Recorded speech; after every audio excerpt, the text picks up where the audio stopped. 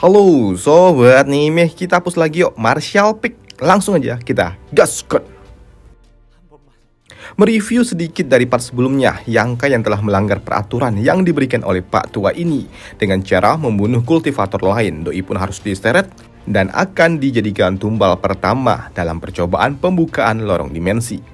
Namun di sini Yangkai pun tahu kalau dengan kekuatan Doi tidak akan dapat mengalahkan Master Tua itu yang ada di ranah origin, bahkan itu ada di atas di ranah Saiyan King, yang artinya lebih kuat daripada Master yang ada di ranah Saiyan King. Di sini Yangkai pun juga tahu kalau ia akan terbunuh jika ia masuk ke dalam lorong dimensi itu. Lantas Doi pun mencoba untuk melakukan negosiasi.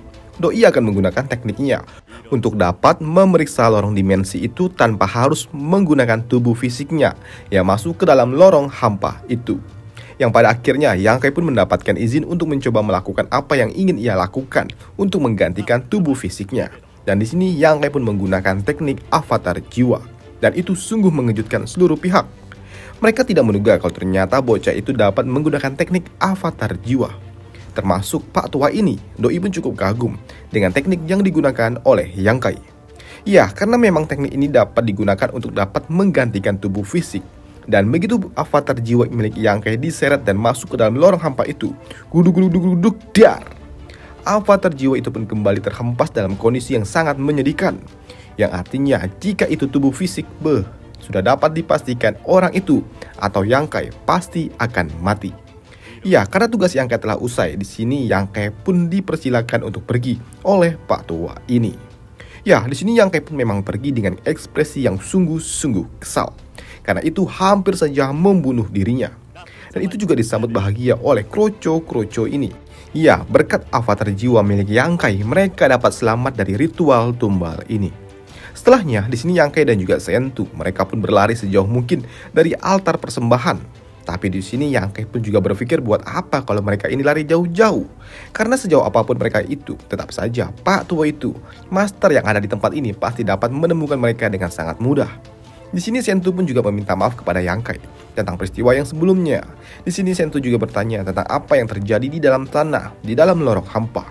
Ya, di sini Yangkai pun mengatakan kalau dirinya tidak tahu pasti tentang apa yang terjadi. Yang jelas di sini Pak Tua itu tidak memahami tentang prinsip ruang dan juga waktu. Yang artinya yang masuk ke dalam lorong hampa buatan Pak Tua itu sudah dapat dipastikan akalan mampus. Hei, mendengar itu membuat Sentu pun juga heran. Lantas kenapa Pak Tua itu yang sudah tahu kalau Doi payah dalam hal prinsip ruang, kenapa Doi sangat berambisi untuk terus membuat lorong hampa? Ya, di sini Yangkai pun mengatakan kalau Pak Tua itu telah terkurung di tempat ini selama 2000 tahun. Dan tentu saja ia yang bukan warga tempatan, sama seperti mereka, pasti ingin keluar dari tempat ini. Setelah itu, Yangkai pun juga tahu kalau mereka tidak mungkin dapat kabur dari Pak Tua itu. Lantas ya, daripada nggak tahu mau ngapain, di sini Yangkai pun memutuskan untuk melakukan kultivasi untuk berlatih. Sedangkan untuk Sentu, Doi pun akan pergi menyembunyikan diri karena menurut dirinya itu lebih baik daripada harus duduk pasrah menunggu kematian. Ya, di sini Yangkai pun yang ingin melakukan kultivasi, Doi pun mencoba untuk menghubungi Pak Tua itu dengan menggunakan kesadaran ilahinya.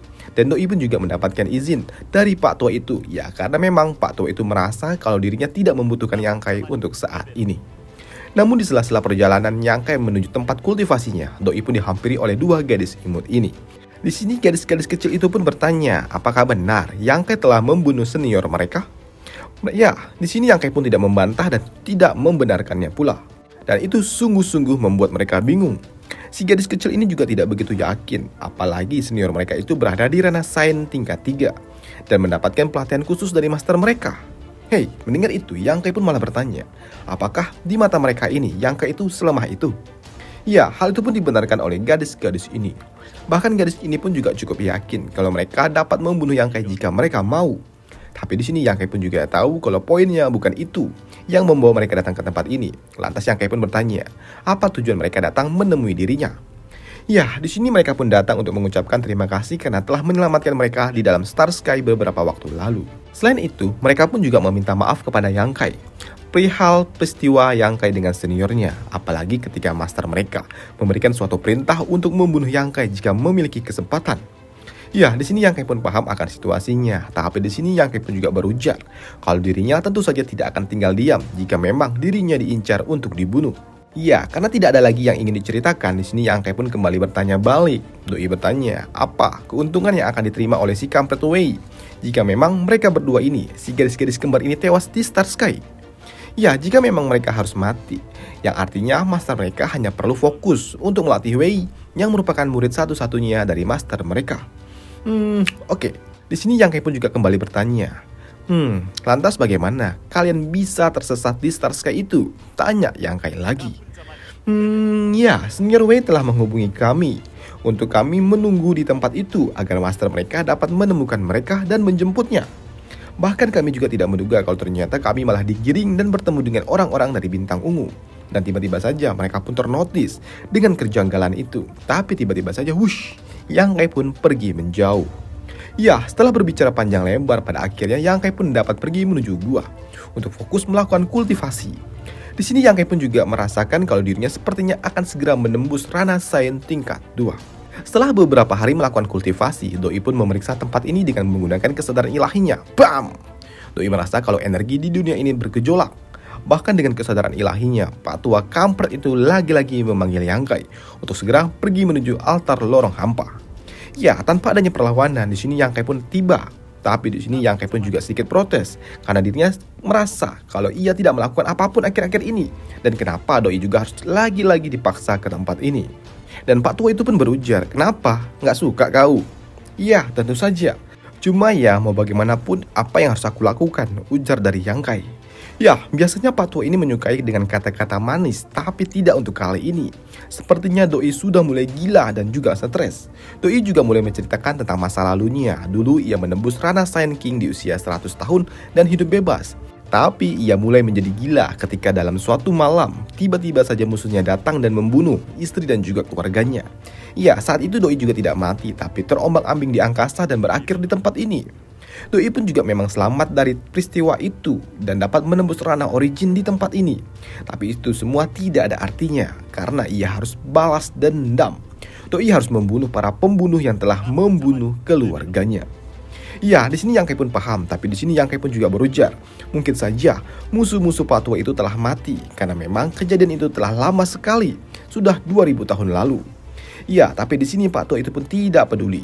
Ia akan tetap membunuh mereka yang masih hidup, bahkan keluarganya, bahkan keturunannya. Intinya Doi akan memutuskan darah yang mengalir dari turunan si para pembunuh itu. Dan untuk melakukannya, maka itu Doi harus keluar dari tempat ini dan kembali membuka lorong hampanya. Dan kali ini Doi pun lagi-lagi memaksa Yang Kai untuk masuk ke dalam sana dan kembali menyeret Yang Kai. Tapi kali ini ada seseorang yang mencoba untuk menghentikannya, dan orang itu adalah gadis mungil ini. Dengan tubuh yang gemetar, Doi mencoba untuk menghentikan Pak Tua itu yang super duper kuat. Membuat Pak Tua itu pun bertanya, apakah mereka memiliki hubungan? Tidak. Di sini Yang Kai pun mengatakan kalau mereka hanya kebetulan saling kenal aja. Apakah kalian saling jatuh cinta? Tanya dari Pak Tua ini. Tapi ya langsung dibantah oleh Yang Kai. Tapi gadis kecil ini pun juga berujar kalau Yang Kai adalah seorang pria yang telah menyelamatkan nyawanya dan juga saudaranya. Mendengar itu membuat Pak Tua itu pun kembali bertanya, apakah gadis kecil ini berniat untuk menggantikan Yang Kai untuk masuk ke dalam lorong hampa itu? Ya, sebelum gadis kecil itu menjawabnya, di sini Yang Kai pun berujar, tidak perlu, biarkan aku saja.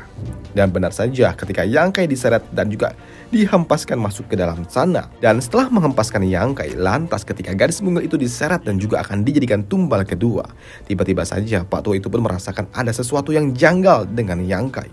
Dan tiba-tiba saja Doi pun melepaskan gadis kecil itu dan pergi entah kemana.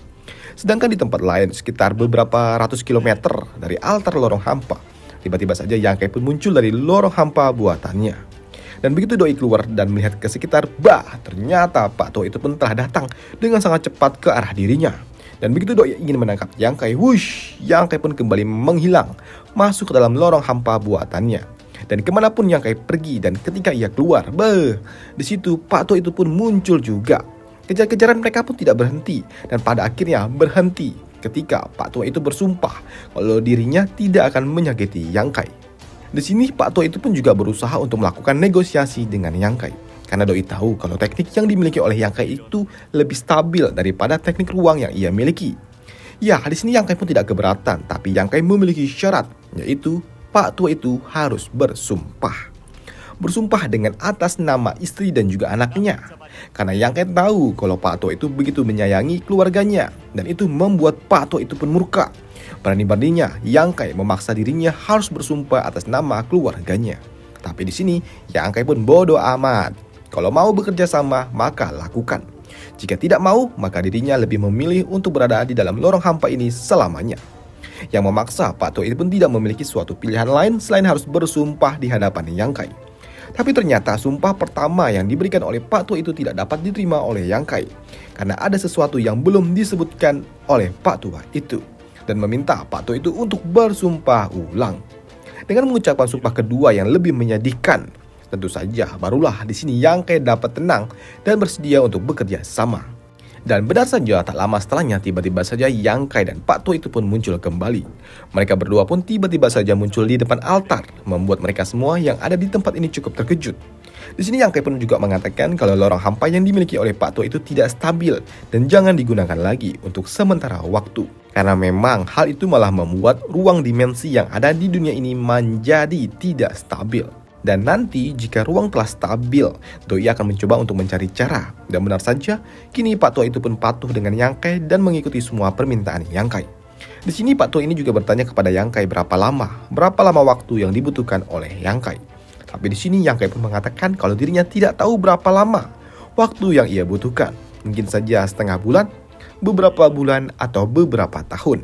Hei, mendengar itu tentu saja membuat Pak Tua itu pun yang mendengarnya cukup curiga. Apakah di sini Yang Kai mencoba untuk mengulur waktu? Tapi hal itu pun lalu dibantah oleh Yang Kai karena tidak ada gunanya bagi Yang Kai untuk melakukan hal itu. Karena mau bagaimanapun Doi tidak mungkin dapat melawan Pak Tua ini hanya dalam kurun waktu singkat. Dan tak lama setelahnya Pak Tua itu pun juga mengatakan kalau dirinya menyediakan tempat bagus untuk Yang Kai melakukan kultivasi. Dan setelahnya Pak Tua itu pun pergi begitu saja. Setelah kepergian Pak Tua itu, di sini Sentu pun bertanya kepada Yang Kai, bagaimana bisa Yang Kai kabur dari Pak Tua itu. Di sini Yang Kai pun mengatakan kalau dirinya telah membuat suatu kesepakatan dengan Pak Tua itu, yang membuat si kampret dari bintang ungu menjadi gercep dengan Yang Kai. Begitu juga dengan MILF merah ini. Hei, di sini Yang Kai pun tahu kalau si kampret itu mencoba untuk dekat dengan dirinya. Dan di sini Yang Kai pun juga tidak keberatan dengan hal itu selama sain kristal dan juga herbal-herbal yang dimiliki oleh Pak Tua itu diserahkan kepada Yang Kai. Dan sedangkan untuk MILF putih ini, Doi masih keras kepala dan juga songong. Di sini Yang Kai pun juga meminta kepada Bia untuk menjelaskan situasinya tentang apa yang terjadi dan bagaimana bisa mereka Serikat Bintang Ungu mendapatkan informasi dan juga menemukan orang-orang dari Serikat Pedang, yaitu gadis-gadis mungil ini sebelum kejadian ini terjadi. Di sini Bia mengatakan kalau dirinya tidak tahu pastinya, tapi yang ia tahu kalau orang-orang dari Serikat Pedang ada di sebuah tempat di wilayah mereka dan orang itu memiliki titah bintang. Dan orang yang memberikan informasi itu adalah orang-orang dari Serikat Pedang pula. Dan untuk siapa orang yang telah memberitahu informasi itu, Doi juga tidak tahu. Tapi mendengar itu semua, di sini MILF putih itu pun masih tidak terima dengan apa yang dikatakan oleh Yang Kai. Doi pun tahu kalau Yang Kai ini mencoba untuk menggiring opini seolah-olah muridnya lah yang bersalah. Melihat sikap MILF putih itu yang kampret, di sini Yang Kai pun juga mulai kesal dan mulai mengeluarkan kinya. Di sini Yang Kai pun meminta bantuan dari Pak Tua itu untuk membantunya mengikat para ciwi-ciwi ini dengan kekuatannya. Dan setelah terikat, di sini Yang Kai pun membawa dua gadis kembar itu bersama dirinya, seolah-olah bakal diewew. Dan itu benar-benar membuat MILF putih ini kena mental. Ia kesal setengah mampus dengan Yang Kai. Tapi Doi pun juga tidak dapat berbuat apa-apa, ditambah ketika Yang Kai membawa dua muridnya pergi bersama dirinya. Dan itu juga membuka matanya Bia kalau dirinya harus mulai menjalin komunikasi dan hubungan baik dengan Yang Kai. Dan ternyata untuk Yang Kai sendiri, Doi membawa dua gadis kembar itu ke dalam gua. Di sini Yang Kai pun tidak akan melakukan apa-apa, jangankan diewew. Doi malah melepaskan mereka berdua dan memberikan ruang untuk mereka fokus melakukan kultivasi. Setelah memasuki ruang itu yang disiapkan oleh Yang Kai, di sini gadis-gadis itu pun mencoba untuk menghubungi master mereka dan menjelaskan kalau mereka dalam kondisi yang baik-baik saja. Mereka akan menggunakan artefak komunikasi dan diharapkan Yang Kai tidak dapat mengetahuinya. Sedangkan untuk Yang Kai ketika Doi sedang asik kultivasi, Doi pun didatangi oleh Sentu dan juga Bia, si MILF merah ini. Dengan menggunakan teknik menggodainya, di sini MILF merah Bia ini mencoba untuk merayu Yang Kai. Bahkan Doi pun demi untuk menyelamatkan hidupnya rela menjadi budaknya Yang Kai. Bahkan jika budak enak-enak sekalipun.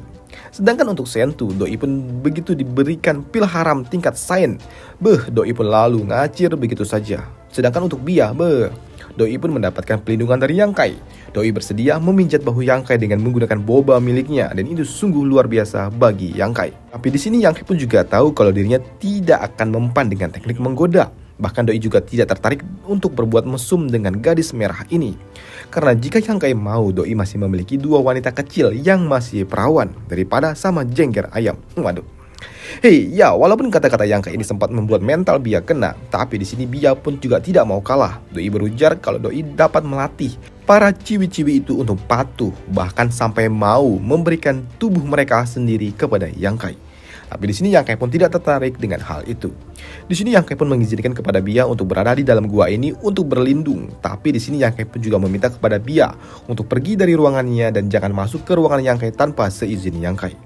Namun beberapa hari kemudian tiba-tiba saja Yang Kai pun dikejutkan ketika ia membuka matanya. Pak Tu itu telah ada di hadapan Yang Kai. Di mana Pak Tu itu juga sangat tidak sabar dan menagih kesepakatan mereka. Tapi di sini Yang Kai pun beralasan kalau saat ini belum waktunya, karena memang ruang waktu di tempat ini masih belum stabil. Namun melihat Pak Tu itu sepertinya gelisah, membuat Yang Kai pun berujar sesuatu yang dapat menotis Pak Tu itu ketika Yang Kai berujar langit 7 warna.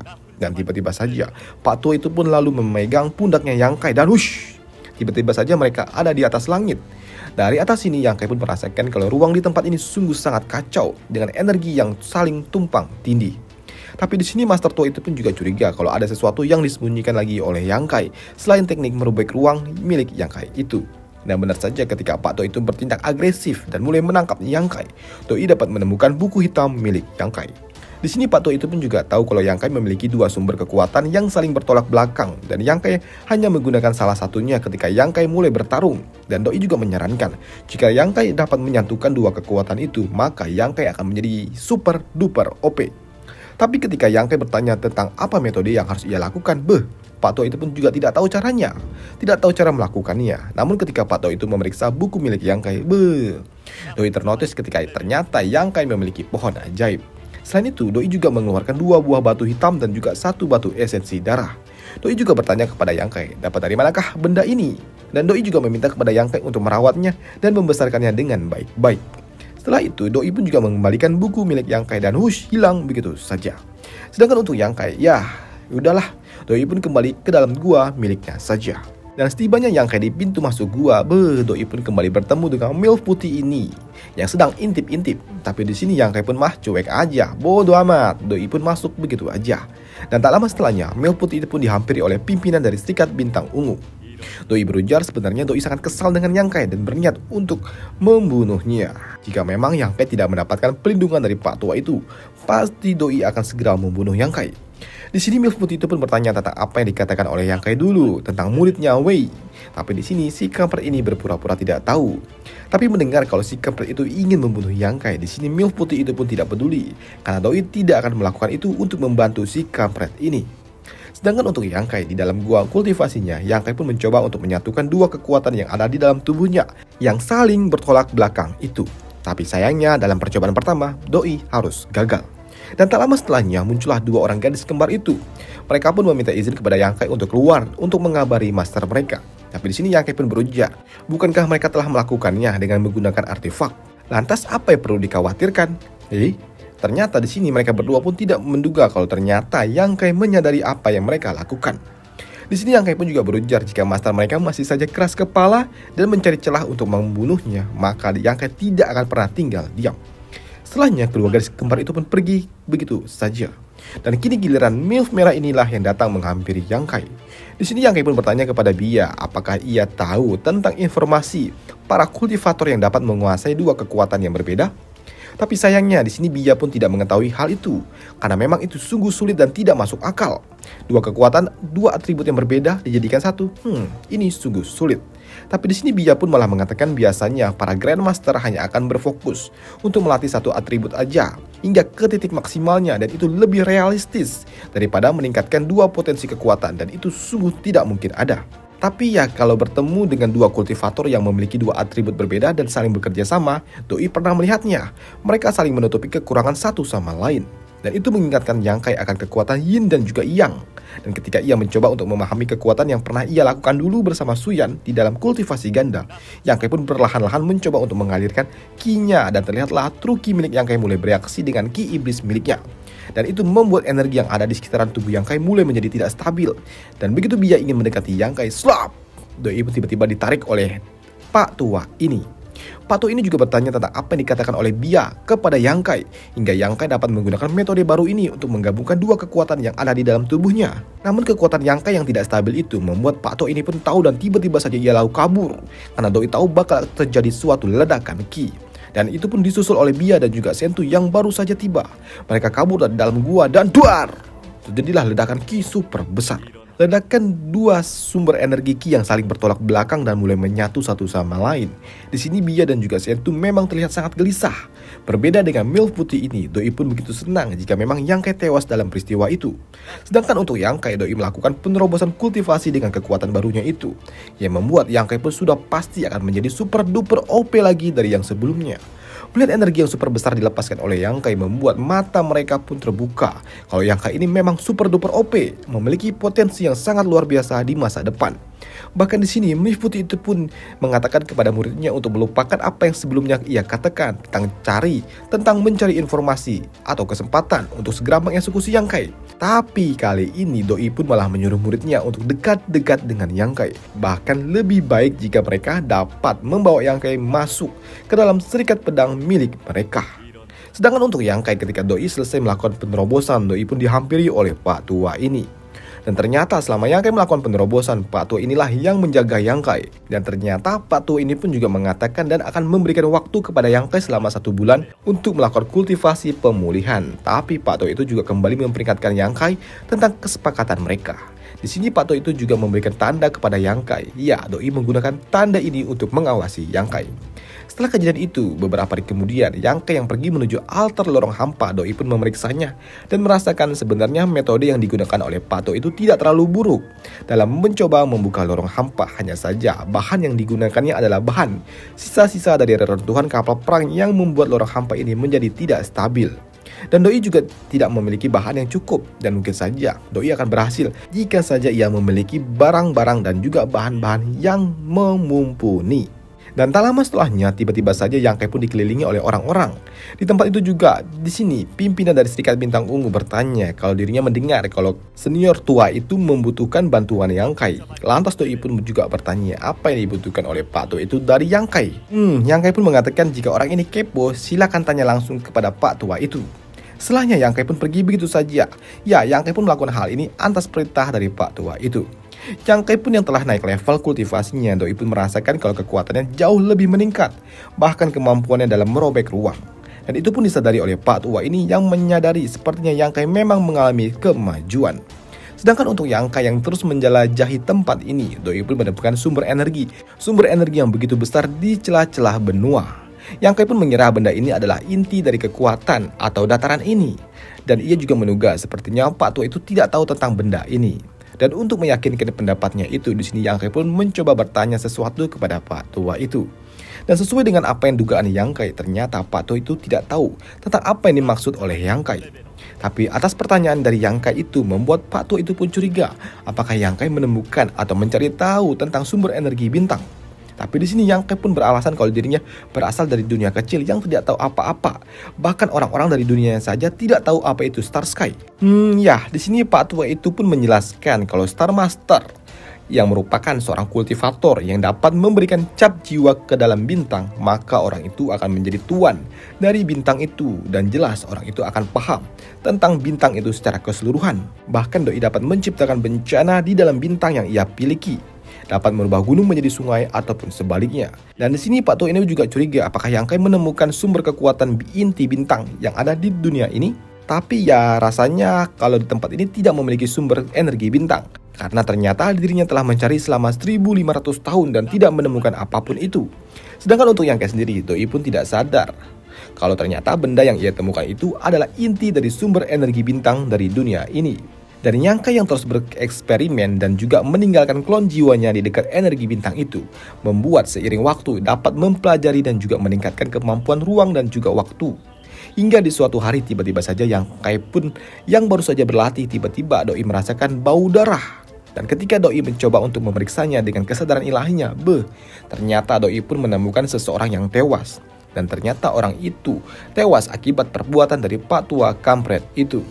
Doi sepertinya sengaja melakukan hal ini. Semua ia lakukan hanya untuk menekan Yangkai. Lantas Yangkai pun yang pergi menemui Pak Tua itu dan bertanya tentang apa maksudnya ini. Membuat Pak Tua itu pun berkata kalau dirinya hanya bosan menunggu Yangkai selesai dalam menemukan jalan keluar dari tempat ini. Dan mendengar itu semua, Yangkai pun curiga kalau Pak Tua itu sengaja melakukan ini untuk menekan Yangkai. Bahkan tak membutuhkan waktu lama, Pak Tua itu pun terus membunuh orang setiap 10 hari sebagai peringatan kepada Yangkai. Bahkan orang itu adalah master yang ada di ranah Saiyan King tingkat 1 saja dapat dibunuhnya dengan sangat mudah. Sedangkan untuk Pak Tua itu yang merasa kesabarannya telah habis, Doi pun akan berniat akan mengorbankan kali ini adalah orang-orang yang terdekat dari Yangkai. Sedangkan untuk Yangkai, Doi pun terus-terusan berlatih dan mencari di mana lorong dimensi yang sekiranya akan terbuka di dunia ini. Dan tiba-tiba saja, bam! Doi merasakan ada sebuah lorong hampa di alam dunia ini. Lorong hampa yang memang tidak stabil tapi yang memang terhubung ke Star Sky.